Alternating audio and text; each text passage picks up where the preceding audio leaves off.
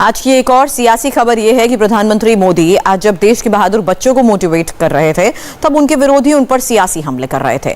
आज अखाड़ा बना था महाराष्ट्र, जहां मोदी विरोध की महाभारत चल रही थी। प्रदेश कांग्रेस अध्यक्ष नाना पटोले मोदी पर निजी हमले में मशगूल थे, सफाई देने के बहाने और हमले कर रहे थे, तो उद्धव ठाकरे बीजेपी के हिंदुत्व पर सवाल उठा रहे थे। इस सारी लड़ाई का मकसद क्या है, समझने की कोशिश करिए।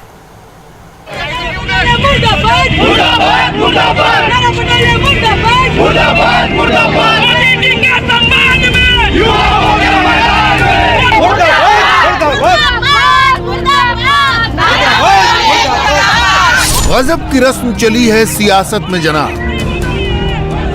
खुलूस और इखलाक ताक पर, विरोध में गालियों की बदतर जबान, न किसी संवैधानिक संस्था का ख्याल, न किसी ओहदे की गरिमा का एहसास। इस नई जबान के पोस्टर बॉय बनकर उभरे हैं महाराष्ट्र कांग्रेस के अध्यक्ष नाना पटोले। जी हां, वही नाना पटोले जिन्होंने कुछ दिनों पहले प्रधानमंत्री को मारने की धमकी दे डाली, गाली देने का दावा कर डाला, मगर जब चौतरफा हमलों से घिर गए तो सफाई देने लगे। शायद उनकी ये सफाई राहुल और प्रियंका को रास नहीं आई, तो अब सफाई देते देते वो इस हद तक चले गए कि प्रधानमंत्री पर बेहद निजी हमला किया। वो भी ऐसा जो न हम सुना सकते हैं न स्क्रीन पर दिखा सकते हैं। पटोले का यह बयान आने के बाद महाराष्ट्र के पूर्व सीएम और बीजेपी नेता देवेंद्र फडणवीस ने इसे पटोले का मानसिक दिवालियापन करार दिया। फडणवीस ने कांग्रेस आलाकमान को तल्ख लहजे में उनका दिमागी इलाज कराने की सलाह दे डाली। देखिए, नाना पटोले जी के दिमाग पर असर हुआ है। विशेष रूप से नागपुर की चुनाव हारने के बाद, भंडारा गोंदिया का चुनाव हारने के बाद वो बहकी बहकी बातें कर रहे हैं। मैं उनके नेतृत्व को कहूंगा, युवा नेता है, किसी अच्छे डॉक्टर को दिखाइए, इनके दिमाग का इलाज करवाइए, इनके दिमाग का इलाज करवाइए, इनके दिमाग का इलाज करवाइए। देवेंद्र फडणवीस ने जिन नाना पटोले के बारे में ये बात कही, कुछ साल पहले तक उन्हें महाराष्ट्र से बाहर कोई जानता तक नहीं था। पहले उनका एक छोटा सा परिचय जान लीजिए। 1999 में वो विदर्भ की साकोली सीट से कांग्रेस विधायक बने। 2004 में कांग्रेस से टिकट मिलता नहीं दिखा तो पार्टी छोड़ दी। 2009 में एनसीपी के प्रफुल्ल पटेल के खिलाफ चुनाव लड़े और हार गए। 2014 में बीजेपी से टिकट लेकर लड़े और पटेल को 1.5 लाख वोटों से हराया। 2017 में मोदी शाह नेतृत्व से टकराव हुआ तो राहुल ने उन्हें वापस कांग्रेस में ले लिया। 2019 में विधानसभा चुनाव लड़े, जीते और स्पीकर बनाए गए। नाना पटोले भी उन्हीं नेताओं में हैं जिनका मोदी से पर्सनल पंगा है। कांग्रेस ने इसी यूएसपी के चलते उन्हें बीजेपी से आयातित कर प्रदेश अध्यक्ष बनाया। आज पटोले अपनी उसी तय मुहिम पर लगे हुए हैं। जब देवेंद्र फडणवीस का पलटवार सामने आया तो पटोले फिर बैकफुट पर चले गए, मगर सफाई देते देते भी वो आक्रामक बने रहने की कोशिश करते रहे। मेरे मित्र देवेंद्र फडणवीस ने जो बात अभी कही, सही में तो उनके दिमाग का संतुलन बिगड़ा हुआ है। मैं गांव के गुंडे की बात करता हूं और ये देश के प्रधानमंत्री से उसको जोड़ते हैं। गांव के गुंडे को जो जिसके बारे में मैंने कहा था, उसका मैंने सुना तो मैंने बताया था कि मैं देश के प्रधानमंत्री जी के बारे में नहीं कहा, मैं गांव के गुंडे के बारे में कहा। उसका भी बयान सामने आया, वो भी आपके माध्यम के सामने आया था और उसने बताया था कि मैं गांव में दारू बेचने का धंधा करता हूं और मेरी औरत मेरे से भाग गई करके गांव के लोगों ने मेरा नाम मोदी रखा। ये उसका बयान था, ये मेरा बयान नहीं था, उसका बयान था और गांव वालों ने उसका नाम रखा है। मैं बार बार ये जो अभी हमारे मित्र देवेंद्र फडणवीस ने जिस तरह से कहा, मेरा दिमाग का संतुलन नहीं हुआ। मैं गांव गुंडे के मोदी की बात करता हूं और ये देश के प्रधानमंत्री नरेंद्र मोदी की बात करते हैं। इन्हें जो 65 में सरकार बनाई थी और उस समय में इन्हें मिर्ची होती है उसकी एक पूजा की थी और इनको पूजा करने का समय आ गया है कि मैं गांव के गुंडे की बात को लेके बात करता हूं और ये प्रधानमंत्री नरेंद्र मोदी की बात करते हैं। दरअसल नाना पटोले उसी motor mouth anti Modi gang का हिस्सा हैं जिसे राहुल एंड कंपनी ने सिर्फ मोदी विरोध के काम पर लगाया है। मोदी के खिलाफ आक्रामक होना ही जिसकी योग्यता है। मसलन गुजरात कांग्रेस के युवा अध्यक्ष हार्दिक पटेल, जिग्नेश मेवानी, बंगाल से आने वाले लोकसभा में कांग्रेस के नेता अधीर रंजन चौधरी, पंजाब कांग्रेस के अध्यक्ष नवजोत सिद्धू और खुद नाना पटोले। कोई कम कोई ज्यादा, लेकिन 12 तुगलक लेन में सबके नंबर बढ़ने का राज अंध मोदी विरोध है। मगर मजे की बात यह है कि मोदी इन सब के हमले हंसकर सहते हैं, भरसक जवाब नहीं देते और जाने अनजाने मोदी का विरोध करने वाले ये नेता अपना ही नुकसान करते हैं। जी हां, ये अब तक का रिकॉर्ड है। जब जब मोदी को गालियां दी गई, मोदी का ग्राफ बढ़ा है। सोनिया गांधी ने गुजरात में सीएम मोदी को खून का सौदागर कहा, मोदी ने फिर मोड़कर नहीं देखा। 2014 के चुनाव में इमरान मसूद ने मोदी की बोटी बोटी काट डालने की बात की। इमरान आज खुद राजनीतिक करियर बचाने का संघर्ष कर रहे हैं। समाजवादी पार्टी में शामिल होने के बाद टिकट नहीं मिला तो दर्द इस तरह सामने आया। अरे दूसरों के पैर पकड़वा रहे, तुम मुसलमान सीधे जाओ, मेरे पे क्यों पैर पकड़वा रहे? सारे मेरे पकड़ते फिरेंगे, मुझे पैर पकड़वा दिए। हालांकि इमरान मसूद इसे संदर्भ से कटा बयान बताते हैं और बिना टिकट मजबूरी में अखिलेश यादव के दरबार में हाजिरी बजा रहे हैं। मोदी दूसरी बार प्रधानमंत्री हैं और 2024 तक उनको चैलेंज करने वाला लीडर दिखता नहीं है। आइए अब एक बार फिर महाराष्ट्र की राजनीति का रुख करते हैं। नाना पटोले यानी कांग्रेस उसी महाराष्ट्र विकास अघाड़ी का हिस्सा है जिसमें शिवसेना शामिल है। शिवसेना के संस्थापक स्वर्गीय बाला साहब ठाकरे की कल जन्म जयंती थी। इस मौके पर मौजूदा शिवसेना प्रमुख और सीएम उद्धव ठाकरे को हठात याद आया कि बीजेपी के साथ 25 साल का वक्त यूं ही बर्बाद हो गया।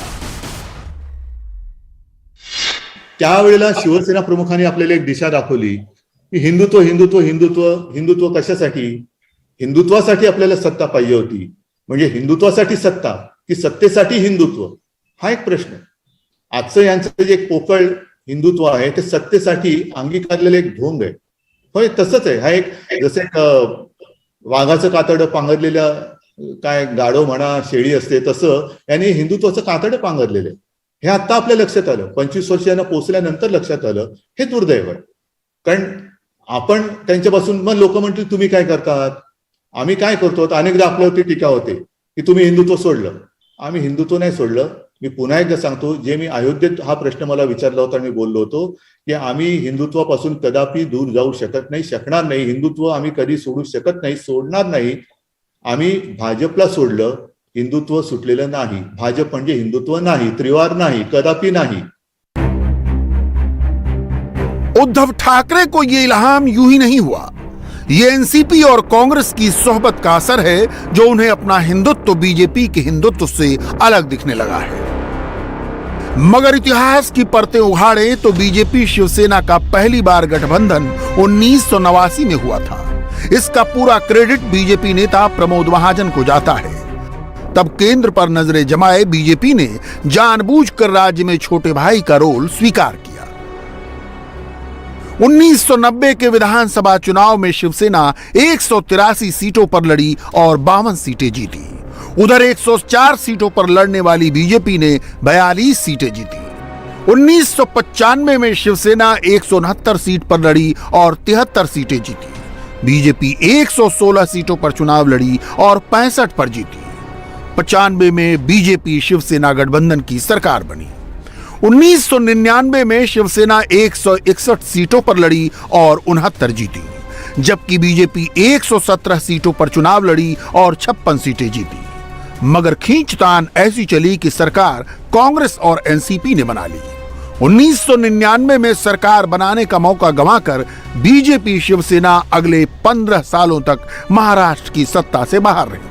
2014 के महाराष्ट्र विधानसभा चुनाव से पहले शिवसेना ने गठबंधन तोड़ दिया। 30 साल के बाद दोनों पार्टियां पहली बार एक दूसरे के खिलाफ लड़ रही थीं।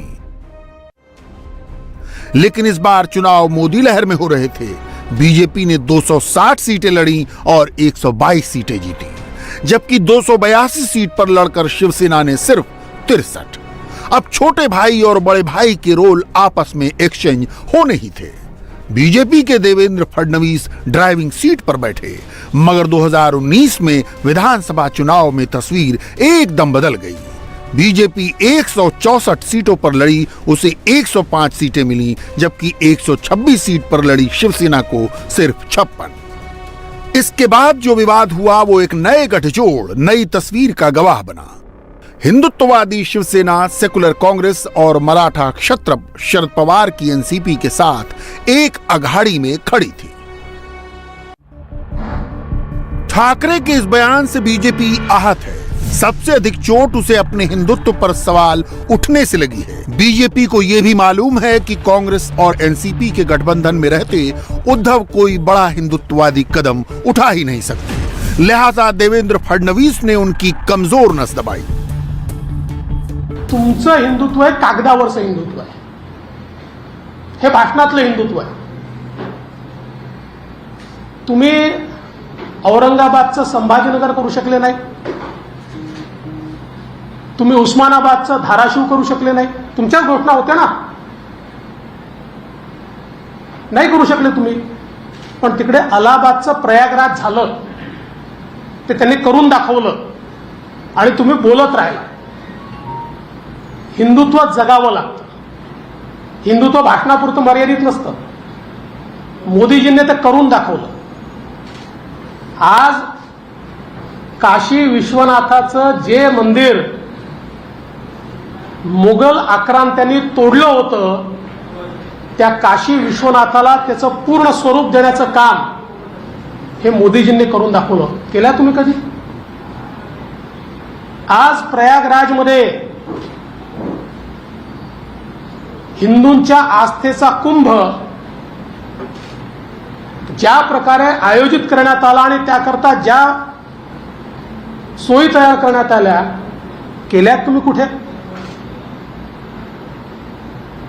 370 कलम रद्द करताना तुमची तर भूमिका दुटप्पी होती, दुटप्पी भूमिका होती। कशाच्या हिंदुत्वाच्या गप्पा मारताय? उद्धव ने अपने बयान के दूसरे हिस्से में शिवसेना बीजेपी गठबंधन पर सवाल खड़े किए थे। गठबंधन को वक्त की बर्बादी करार दिया था। इसका जवाब भी फडणवीस ने अपने तरीके से दिया। सवाल पूछना चाहता हूं कि 2010 तक इस अलायंस के नेता बाळासाहेब ठाकरे जी थे और बाळासाहेब ठाकरे जी ने इस अलायंस को कायम रखा, तो क्या बाळासाहेब ठाकरे जी के कारण शिवसेना सड़ी? इतना ही नहीं, तो मैं उनको याद दिलाना चाहता हूं क्योंकि सिलेक्टिव मेमोरी है।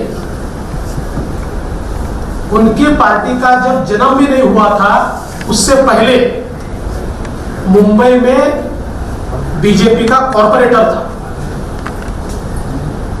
बीजेपी में विधायक चुनकर आए, और इतना ही नहीं,